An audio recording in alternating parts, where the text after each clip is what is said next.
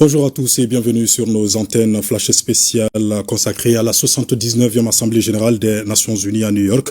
Le ministre d'État, ministre de l'Administration territoriale et de la décentralisation, porte-parole du gouvernement, prononce le discours du Mali. Dans un instant, nous nous rendons directement au siège des Nations Unies pour suivre colonel Abdoulaye Maïga.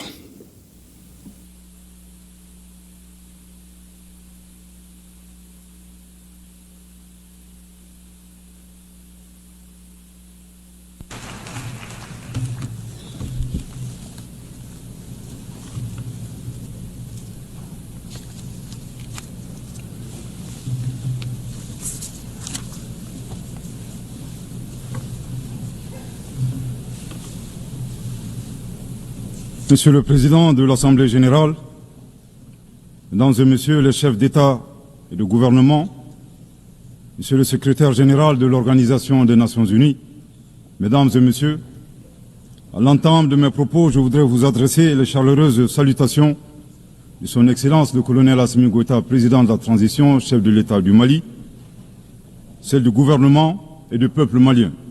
Je voudrais ensuite vous adresser, Monsieur le Président, les chaleureuses félicitations de la délégation malienne pour votre brillante élection à la présidence de la 79e session de l'Assemblée générale. Votre beau pays, le Cameroun, pays africain frère et ami, entretient d'excellentes relations avec mon pays. Vous pouvez compter sur le soutien total du Mali dans l'accomplissement réussi de votre mandat. Je saisis également cette occasion pour féliciter votre prédécesseur, l'ambassadeur Denis Francis de Trinidad et Tobago, pour la manière remarquable avec laquelle il a conduit les travaux de la 78e session de l'Assemblée générale. Enfin, permettez-moi de réitérer à Monsieur le secrétaire général de l'ONU, Monsieur Antonio Guterres, nos encouragements à poursuivre les efforts pour la réalisation des nobles objectifs de notre organisation commune. Monsieur le Président, le 26 juin 1945, en signant la Charte des Nations Unies à San Francisco, les peuples se sont résolument engagés, je cite, à préserver les générations futures du fléau de la guerre qui, 2 fois en l'espace d'une vie humaine, a infligé à l'humanité d'indicibles souffrances. Fin de citation. Aujourd'hui, l'occasion nous est offerte de nous prononcer sur le thème suivant, ne laisser personne de côté, agir ensemble pour la promotion de la paix, du développement durable et de la dignité humaine pour les générations présentes et futures. Le choix de ce thème qui intervient 79 ans après la signature de la Charte des Nations Unies est-il un pur hasard ou le résultat d'une construction mentale? Nous l'ignorons. Cependant, force est de constater malheureusement que se pose encore avec forte acuité la problématique de la préservation des générations, non seulement celle du futur, mais également la nôtre. Est-ce pour autant un échec des Nations Unies? Incontestablement, une évaluation objective avec des recommandations réalistes de notre système collectif serait salvatrice pour notre devenir. Monsieur le Président, le Mali salue la pertinence de ce thème qui est d'une actualité brûlante, tant il est vrai que les tensions et les guerres en cours continuent, hélas, de menacer la paix et la sécurité internationale, le développement et les droits fondamentaux des populations. Cette remarque est celle d'un pays qui a connu depuis 2012 une crise multidimensionnelle complexe ayant entraîné la perte de plus de la moitié de son territoire et de nombreuses victimes innocentes. Suite à une association à la fois incestueuse et opportuniste de groupes terroristes et de groupes armés. Monsieur le Président, le drame du Mali remonte à l'allégeance à Al-Qaïda du groupe salafiste pour la prédication et le combat, le GSPC algérien, le 11 septembre 2006, exacerbé par l'intervention militaire hasardeuse de l'OTAN en Libye en 2011. La déstabilisation de ce pays frère a aggravé les facteurs d'insécurité dans nos pays, à savoir le terrorisme, les trafics en tout genre, le blanchiment de capitaux, les conflits communautaires manipulés par les terroristes et leurs sponsors étatiques étrangers, et les actions violentes d'individus isolés. Pour leur part, les autorités maliennes, après avoir fait le constat de l'échec des forces internationales présentes sur le territoire national depuis 2013, ont décidé de reprendre leur destin en main. Ainsi, Depuis le 7 juin 2021, après la prestation du serment de son Excellence le colonel Assimi Goïta comme président de la transition chef de l'État, s'est ouvert un vaste chantier d'équipement et de réorganisation des forces de défense et de sécurité associé à un projet de refondation du Mali. Les Assises nationales de la refondation, lancées en décembre 2021, ont permis aux Maliens de procéder à un diagnostic exhaustif des causes de la crise, puis d'adopter 517 recommandations pertinentes. À ce sujet, après avoir vécu une insécurité imposée par l'état de nature, le constat concernant le Mali est effarant. Violenté, humilié, pillé et torpillé, abandonné en plein vol, poignardé dans le dos, les expressions ne sont pas limitatives pour décrire la souffrance subie par le peuple et les forces de défense et de sécurité maliens. Fort de cette expérience et réalisant que le péril malien ne résultait que de l'état de nature, son Excellence le colonel Assimi Goïta, président de la transition chef de l'État, s'est contraint d'élaborer une vision réaliste de la géopolitique en convoquant un proverbe populaire en langue bambara, ici traduit librement et contextualisé, je cite, « La succulence de la sauce des uns dépend du pillage des bovins des autres ». Fin de citation. Thomas Hobbes, décrivant l'état de nature de manière identique, affirmait, je cite, que l'homme est un loup pour l'homme. Grâce à ce proverbe qui fait référence à la gastronomie et à la cinégétique, le chef de l'État décrit la dure réalité impitoyable des relations internationales et surtout la place de l'Afrique, dont le pillage des matières premières a servi au développement des autres et non celui des Africains dans leur grande majorité. À cette vision s'ajoute une orientation du chef de l'État qui appelle les Maliens dans le cadre de la refondation à redevenir eux-mêmes. En effet, le chef de l'État a procédé le 23 avril 2024 au lancement du programme national d'éducation aux valeurs qui vise un retour aux sources sans lesquelles il serait difficile d'envisager un avenir radieux pour notre pays dans sa quête légitime de souveraineté. L'invitation à redevenir nous-mêmes ne saurait faire l'économie de la question de savoir qui nous sommes.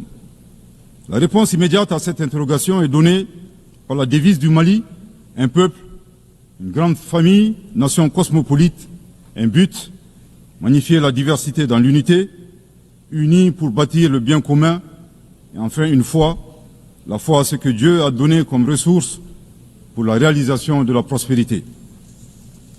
En vue de donner plus de relief à la définition du Malien, le professeur Ibrahim Diaye, expert au sein du comité chargé de la mise en œuvre du programme national d'éducation aux valeurs, indique que le Malien se caractérise d'une part par 5 valeurs cardinales, à savoir l'humanitude, l'empathie, l'obligation de transmettre les valeurs humaines aux générations futures, le sens de l'honneur, l'acceptation de la différence et de l'altérité au plan sociétal, humain et culturel, et d'autre part, 5 principes inviolables en lien avec le pays lui-même, à savoir un Mali indivisible, inaliénable, non hypothécable, nul ne peut en disposer comme propriété privée, impérissable. Monsieur le Président, en privilégiant d'être eux-mêmes, les Maliens créent une troisième voie, ne pas devenir des prédateurs, des barbares sans foi ni loi, à la recherche des bovins d'autrui, ne pas devenir les éternelles victimes impuissantes face à la prédation. La voie médiane promue par le Mali consiste à réaliser notre développement en empruntant un chemin plus vertueux. Veiller au respect de notre souveraineté tout en respectant celle des autres. Refuser l'hétéronomie tout en refusant de nous ingérer dans les affaires intérieures des autres. Être ouvert à tous les partenariats sur une base gagnant-gagnant. Aussi, il est important de relever que ces principes et valeurs caractérisent, mutatis mutandis, les peuples frères du Burkina Faso et de la République du Niger. Concernant le processus de transition politique au Mali, il convient de rappeler que, à l'issue des assises nationales de la refondation, le peuple malien a fait le choix de mener des réformes politiques avant d'organiser les élections, en vue d'ancrer profondément une gouvernance vertueuse. La mise en œuvre des recommandations des assises a permis d'engranger des résultats tangibles, notamment la mise en place de l'autorité indépendante de gestion des élections, l'adoption de la nouvelle Constitution le 22 juillet 2023, suite à un référendum bien organisé, le parachèvement de la réorganisation territoriale et administrative, le renforcement de la lutte contre la corruption et la transparence de l'action publique, la relecture du code minier, plus équitable et favorisant le contenu local. Monsieur le Président, soucieux de pérenniser l'unité nationale, fondement de tout développement, le chef de l'État a annoncé le 31 décembre 2023 la tenue du dialogue intermalien pour la paix et la réconciliation afin, dit-il, d'éliminer les racines des conflits communautaires et intercommunautaires dans le but ultime de réconcilier les communautés. Respectant une approche participative et inclusive, le dialogue intermalien qui s'est déroulé en 3 phases, communale, régionale et nationale, a permis aux Maliens de l'intérieur et de la diaspora d'échanger en toute transparence en vue de trouver des solutions endogènes de prévention, de gestion et de règlement des conflits. À la différence de l'accord pour la paix et la réconciliation issu du processus d'Alger, dont certains groupes signataires ont ouvertement basculé dans le terrorisme et qui était devenu un prétexte pour certains États de s'ingérer dans les affaires intérieures du Mali. Le dialogue intermalien a permis aux Maliens de laver leur linge sale en famille sans aucune interférence extérieure. Après la fin de l'accord d'Alger le 25 janvier 2024, aujourd'hui, le dialogue intermalien et ses recommandations officiellement remises au chef de l'État le 13 mai 2024 demeurent le seul cadre de règlement des conflits internes. Nous réitérons un appel à tous les Maliens à s'inscrire dans cette dynamique de réconciliation, une étape indispensable au retour à l'ordre constitutionnel apaisé et sécurisé grâce à l'organisation d'élections présidentielles. Sur le plan de la lutte contre l'insécurité, depuis que les forces de défense et de sécurité maliennes ont lancé des actions offensives de manière autonome, de nombreux succès ont été remportés sur le terrain de la lutte contre le terrorisme. Toutes les régions ont été reprises des mains des groupes terroristes, notamment la région de Kidal, le 14 novembre 2023, à la suite d'une opération militaire mémorable. Aujourd'hui, les groupes terroristes ont été sérieusement affaiblis. Les forces de défense et de sécurité sont déployées sur l'ensemble du territoire national. En outre, les actions offensives de nos forces se poursuivent pour démanteler les réseaux terroristes résiduels. Le gouvernement du Mali reste conscient que la réponse uniquement sécuritaire a ses limites. C'est la raison pour laquelle, en appui à l'action militaire, le gouvernement du Mali s'est doté d'une stratégie globale et intégrée ayant pour objectif la restauration de l'autorité de l'État sur l'ensemble du territoire national. Elle comprend des mesures politiques, administratives, de développement économique et social, y compris le dialogue avec les groupes armés et la fourniture des services sociaux de base à nos braves populations. En dépit de ces résultats fort appréciables, ces groupes criminels gardent encore une certaine capacité de nuisance dans leur tentative désespérée de porter atteinte à notre intégrité territoriale et de terroriser nos populations.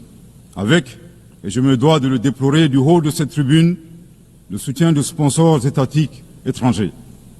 Les sponsors étatiques étrangers.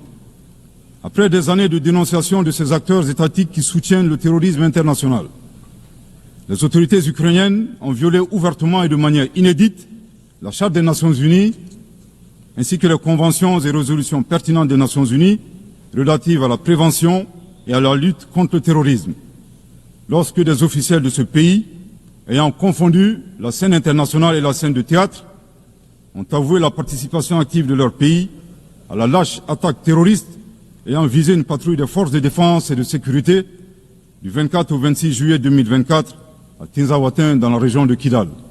Monsieur le Président, au regard de la complexité de la situation au Sahel, et motivés par leur seul désir de prendre le destin de leur pays en main, Leurs Excellences, le capitaine Ibrahim Traoré, président du Faso, chef de l'État du Burkina, le colonel Assimi Goïta, président de la transition, chef de l'État du Mali, et le général de brigade Abdourahmane Tiani, président du Conseil national pour la sauvegarde de la patrie, chef de l'État du Niger, ont dans un premier temps institué l'Alliance des États du Sahel, une architecture de défense collective et d'assistance mutuelle dans la lutte contre le terrorisme, en signant la charte du Litpako-Gourma le 16 septembre 2023. 10 mois plus tard, précisément le 6 juillet 2024, les pères fondateurs de l'AES ont souverainement décidé de transformer ce mécanisme en une confédération centrée sur 3 axes: la diplomatie, la défense et le développement, avant de parvenir à terme à une fédération. En si peu de temps, des résultats édifiants ont pu être obtenus dans la lutte contre le terrorisme grâce à la mutualisation des moyens de défense, des opérations militaires conjointement menées et un engagement sans faille à éradiquer le terrorisme. C'est la raison pour laquelle les États membres de la Confédération des États du Sahel ont adressé le 19 août 2024 une lettre conjointe au Conseil de sécurité des Nations Unies pour dénoncer le soutien des autorités ukrainiennes au terrorisme international, condamner l'agression contre le Mali, demander au Conseil de sécurité de prendre des mesures appropriées contre les autorités ukrainiennes.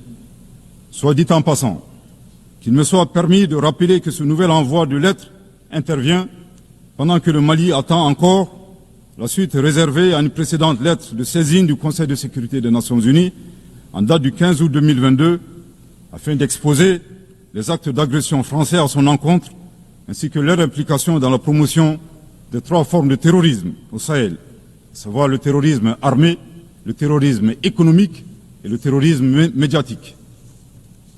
Couvrant une superficie de 2 758 000 km², avec 71 millions d'habitants, majoritairement jeunes, un potentiel économique exceptionnel, un sous-sol riche de la quasi-totalité des éléments du tableau de Mendeleïev, la particularité de la Confédération des États du Sahel réside dans l'état d'esprit des chefs d'État, des peuples et des forces de défense et de sécurité de la Confédération, forts de leur dignité et de leur honneur. Motivés plus que jamais par le sang versé des leurs, décidés à combattre le terrorisme sous toutes ses formes et honorer la mémoire des victimes, civiles comme militaires, sahéliennes comme étrangères, de la barbarie, déterminés à défendre l'intégrité de leurs terres et assurer leur prospérité de manière pacifique. Comme le stipule le préambule de la charte du Liptako-Gourma, qui fait référence à plusieurs organisations internationales, notamment la CEDEAO et les valeurs universelles. Au Seigneur de la guerre et du chaos, avec l'aide de Dieu, nous triompherons encore et toujours de vos œuvres funestes et diaboliques. Curieusement, depuis la création de l'AES, nous avons été surpris par l'hostilité farouche avec laquelle elle a été accueillie, en particulier par certains responsables de la CEDEAO, aux ordres d'entités impérialistes et néocoloniales. Le reste de l'histoire est connu.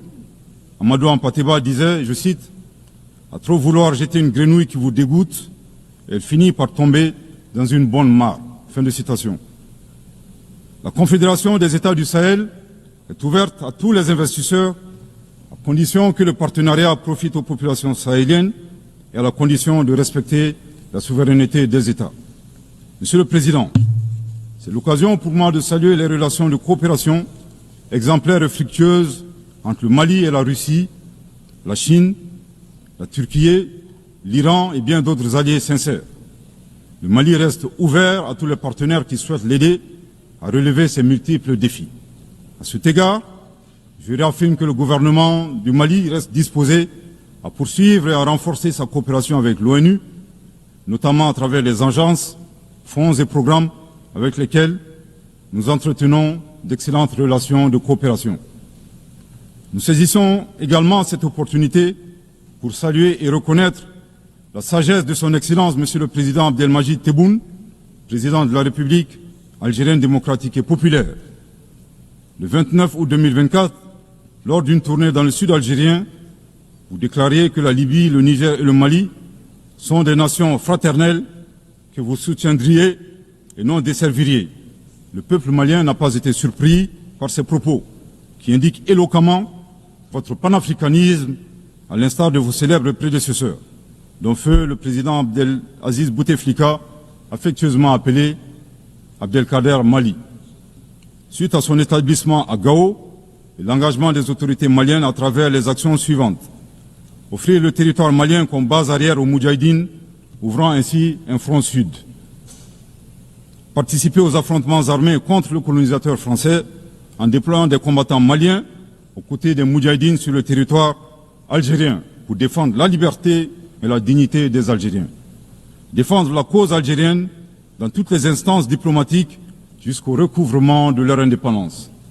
Cependant, il est de notre devoir d'appeler votre haute attention sur les propos incongrus de vos collaborateurs, allant à contresens de votre souhait de promouvoir des relations harmonieuses avec vos voisins dans le Mali. Le 31 juillet 2024, le ministre algérien des Affaires étrangères déclarait que la crise malienne n'avait pas besoin de solution militaire. C'était un conflit entre frères. La solution ne peut être que politique. Au sujet de l'accord d'Alger, il a affirmé qu'il avait été bénéfique pour le Mali et avait préservé la souveraineté et l'intégrité territoriale du Mali. S'en départir par conséquent aura un impact négatif sur tous les acquis. En outre, le 26 août 2024, votre représentant permanent auprès des Nations Unies a déclaré, je cite, « Ce matin, j'ai appris par les médias qu'un drone a effectué une frappe dans le nord du Mali, tuant une vingtaine de civils. Ceux qui appuient sur la manette de ce drone n'ont de compte à rendre à personne sur ces frappes. » Fin de citation. De l'analyse des propos du premier, nous constatons une grave ingérence dans les affaires intérieures du Mali.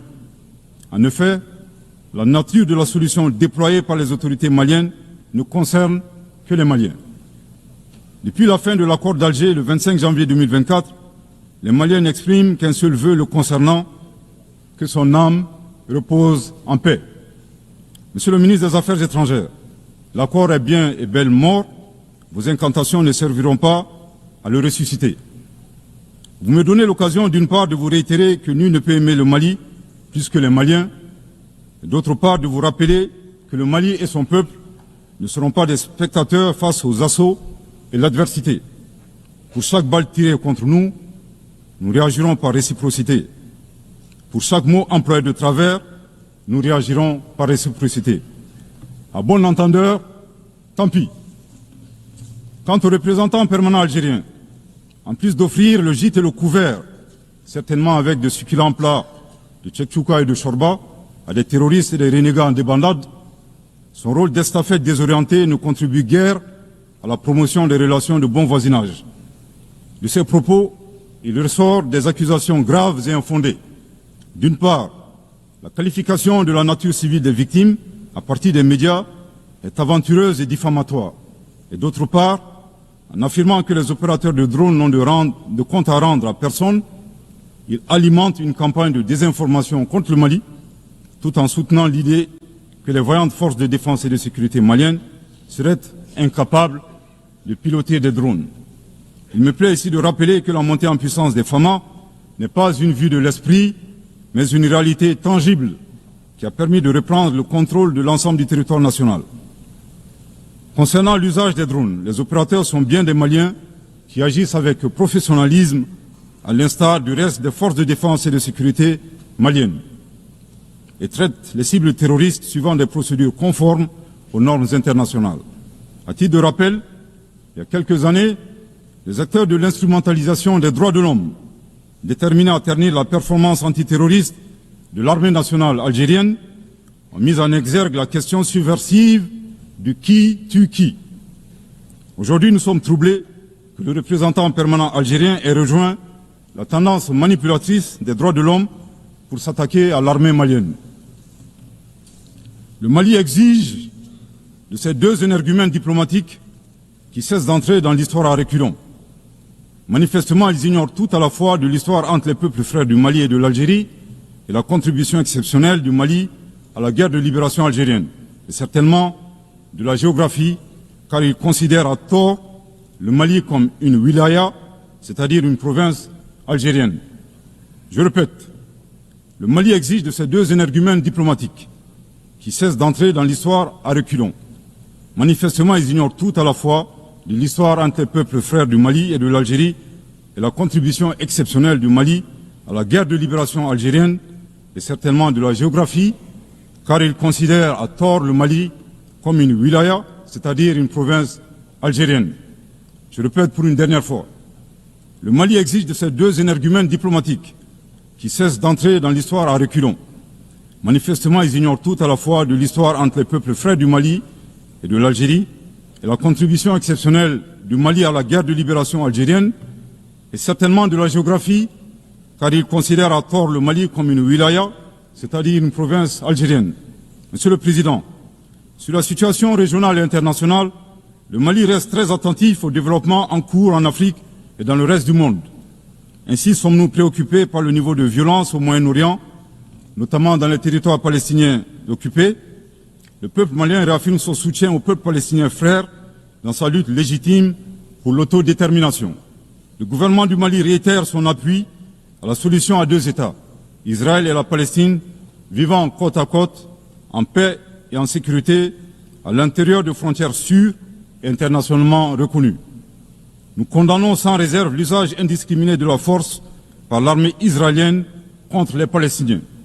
Au plan humanitaire, le Mali est préoccupé par la situation précaire des millions de réfugiés et de déplacés internes dans le monde, du fait des conflits armés, des catastrophes naturelles et des changements climatiques. J'ai en ce moment une pensée toute particulière pour mes compatriotes réfugiés dans les pays voisins, pays que je remercie pour leur hospitalité et leur générosité. Je voudrais les assurer que le gouvernement malien ne ménagera aucun effort pour continuer à les assister et pour créer les conditions leur permettant de rentrer dignement et en toute sécurité dans leur localité d'origine. Les multiples défis à la paix et à la sécurité internationale appellent à la réforme de l'architecture dédiée des Nations Unies. Dans la même veine, le Mali continue de plaider pour la réforme de la gouvernance mondiale politique, économique et financière afin de créer les conditions optimales et justes du développement de nos pays. Dans cette dynamique, le Mali continue de plaider pour la réforme des institutions financières internationales comme la Banque mondiale et le Fonds monétaire international. De même, nous saluons les modèles alternatifs et crédibles tels que les BRICS. Les changements climatiques constituent également une menace réelle pour les générations présentes et futures. Nous devons avoir le courage de sortir du dogmatisme ambiant et des jeux d'intérêts étroits concernant cette problématique. À cet égard, le temps est venu de mettre effectivement en œuvre les décisions de nos sommets et de nos COP. Il est nécessaire que les pays à l'origine du réchauffement climatique assument leurs responsabilités pleines et entières, y compris celle de soutenir les efforts des pays du Sud pour un développement respectueux de l'environnement. Monsieur le Président, pour terminer, je voudrais faire observer que cette 79e session de l'Assemblée générale se tient dans un contexte de défis immenses pour nos États et pour nos institutions multilatérales. La paix et la sécurité internationale n'ont jamais été autant menacées depuis les deux grandes guerres, y compris par le terrorisme international et l'extrémisme violent. Dans un tel contexte, il sera difficile d'atteindre les objectifs de développement durable à l'horizon 2030 en termes d'éducation, de santé, d'accès à l'eau potable, d'énergie et de justice. Cependant, malgré ces péripéties, le Mali reste disposé à jouer toute sa partition dans la mise en œuvre de ses engagements nationaux et internationaux, tout en gardant un certain espoir en l'avenir. Que Dieu bénisse le Mali et préserve les Maliens des forces obscurantistes et destructrices du monde. Que Dieu bénisse la Confédération des États du Sahel et préserve les populations sahéliennes des forces obscurantistes et destructrices du monde. Que Dieu bénisse l'Afrique et préserve les Africains des forces obscurantistes et destructrices du monde. Que Dieu bénisse le monde et préserve l'humanité entière des forces obscurantistes et destructrices du monde. Je vous remercie de votre très aimable attention.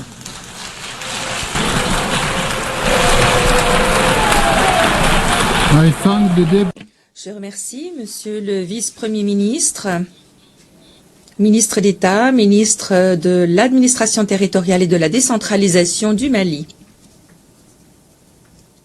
Voilà, c'était là donc en direct des Nations Unies, du siège des Nations Unies, le discours du ministre d'État, ministre de l'Administration territoriale et de la décentralisation, porte-parole du gouvernement, colonel Abdoulaye Maïga, qui porte donc la voix du Mali à la tribune des Nations Unies. Nous aurons donc l'occasion de décorter, de décrypter cette intervention du porte-parole du gouvernement à la tribune des Nations Unies dans nos futures éditions et avec nos envoyés spéciaux à New York. Fin de ce flash spécial. Merci de l'avoir suivi.